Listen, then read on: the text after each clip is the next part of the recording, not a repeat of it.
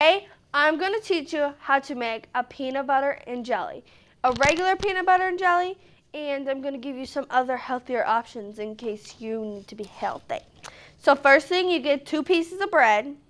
I have white bread, but whole grain bread is healthier because it's higher in fiber, it's nutrient rich, it sustains energy, it decreases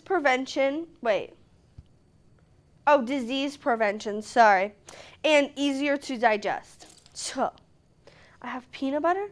You take the peanut butter and you stick the spoon in the peanut butter. And you get some peanut butter. But, healthier peanut butter, if you want a healthier peanut butter, look for minimal ingredients, ideally just peanuts, salt, and avoid peanut butters with added sugar, oils, and something. Look it up on the internet, like I did. I don't know the word. Getting the peanut butter, and I'm spreading it all over this side. Now, guys, I did not have jelly, and I'm using honey. But peanut butter and honey is actually good too, especially if you add bananas and chocolate chips. It's a very good breakfast. It's high potassium, right? Look at me. Now, once it's all spread out like this, why am I glitching? Then you're done with the peanut side. Then you just move that out the way. Then you grab your jelly or your honey, and you can use a spoon for this too, but I accidentally used my spoon for the peanut butter, and I don't think this honey's gonna come out.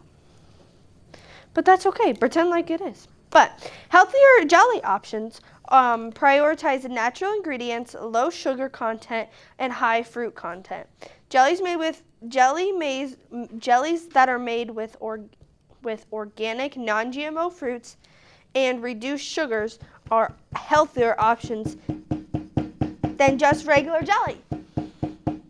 Now, you may see there's some honey. Oh, okay, thank you. Now, take the same spoon, because nobody wants to do multiple dishes. Nobody at all.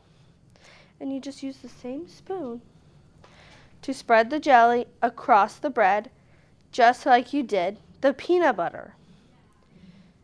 Then, once your jelly is all spread, you put it together like this, and you eat it. I am not eating it. Thank you.